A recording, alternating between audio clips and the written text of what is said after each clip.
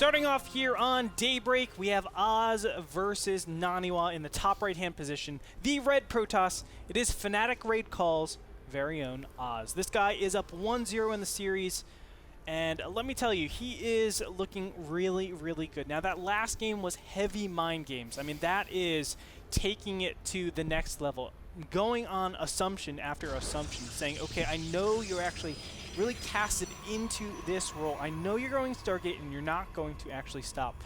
So he said, okay, let's go ahead and abuse it as much as possible. We'll see if his opponent does anything about it here on Daybreak. Naniwa in the bottom left-hand corner as the yellow Protoss needs a little bit of work. It is a best-of-5 series, ladies and gentlemen, so 3 wins earns you the chance to play in playoffs.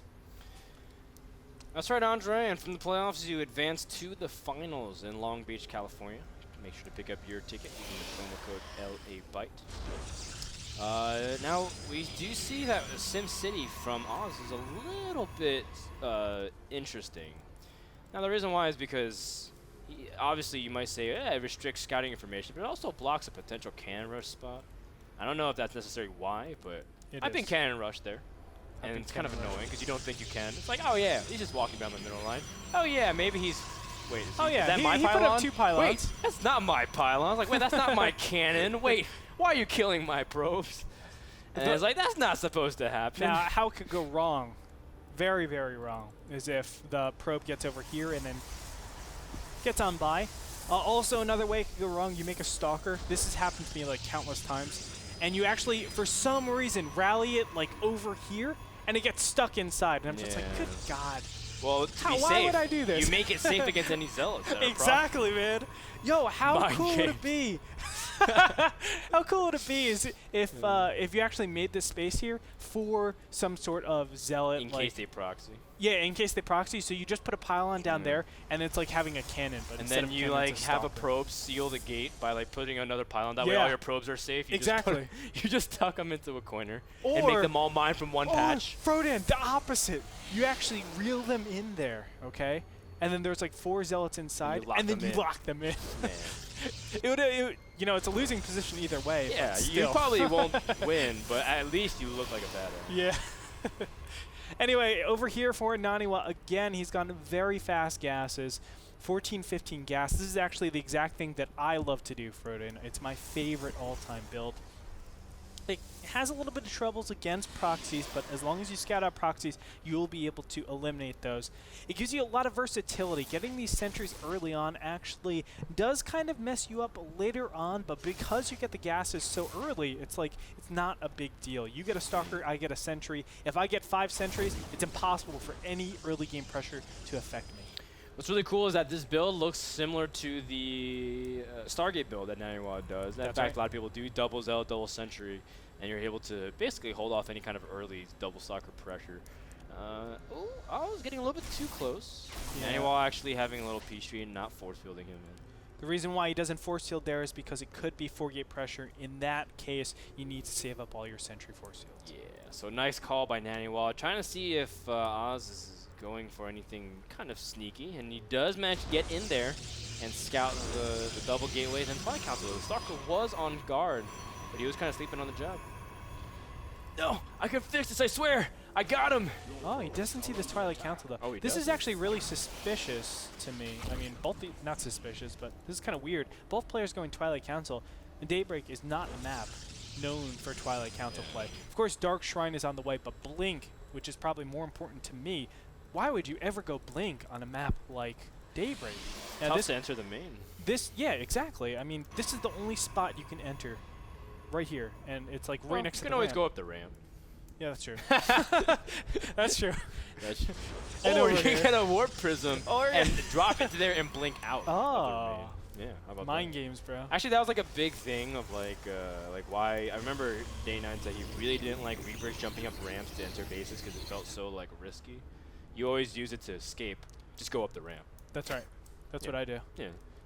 It's actually one of the riskiest things. Reapers are so good in Heart of the Swarm, by the way. They're very, very powerful. Just want to put that out there. Because they have like map hacks on anywhere they go. Yeah, they're like, you can see up the ramp. You actually, seriously, like Reaper Siege tank. Mr. Bitter. Can you imagine? Mr. Bitter got buffed, man. Yeah. That's what it is. I Like, Bitter, how can we help you out? People are saying like Morrow's balancing the game with like all his posts and like Grubby's to help balancing the game. Mr. Bitter with his Reapers. Yeah, he's like, I need Reaper expands to be a lot better. Oh, it was a great way. Now here we see a huge aggression out of Oz. Of course, there's no way that that Naniwa can defend this, but he's got Dark Templars going into the main base. Yep. Oz, oh, he sees that Shimmer. He knows he needs to drop a Robo. He was going to drop it in his main, but instead he's going to opt to move the probe out and drop it somewhere else. In fact, I think it'd be really smart if Oz dropped the Robo like near the Proxy Pylon. And you know what? Naniwa does this very, very intelligently. Always keep up this constant force field. Wait until you get some power units, and then, or just give yourself enough time to build up enough units to take out all these Blinkstalkers. There is no Robo out in the field. It's very apparent by this one Nexus, and all the units out in the field as well. So Naniwa's doing this perfectly. A Robo should actually produce out an Immortal. This Immortal is going to wreck face.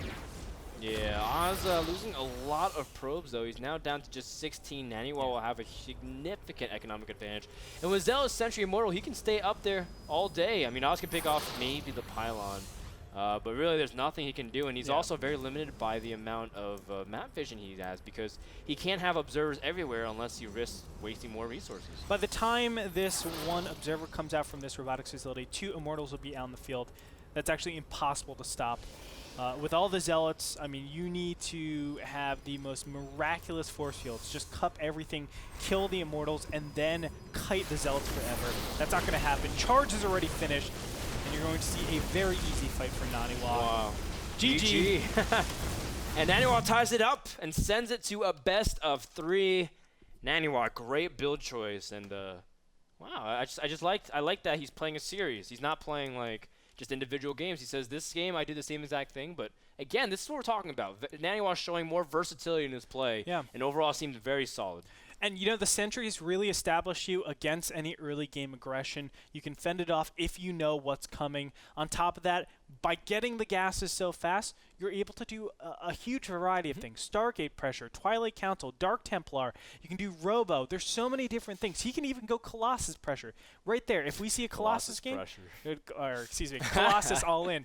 Right there, if he does that in this series, battle cruiser pressure. Hey man, I've done it before. That's right, with Warhounds. You won that game. I know, man. Not because of the battle cruiser. You know, that really shows the variety in Naniwa's play, but not only that, in his build. It's really dangerous. And for Oz to actually win this series, he's going to have to start standardizing a little bit more, because you don't want to be shooting in the dark. Get that Robo out, get that Observer out, and see what Naniwa is doing. Before we remind you about the sponsor, we also talk about the finals. December 8th and 9th in Long Beach, California. $28 coupon if you use the promo code LABYTE at checkout. It's on Ticketmaster. You can search it up there, or you can just go to NASL.tv for all of our information. Next, we also want to thank the sponsor of that game, Stamps.com, and NASL.tv/P/stamps for hassle-free postage from your PC. When we come back, game number 3, the midway point of the series, the turning point. We'll find out what happens right after this.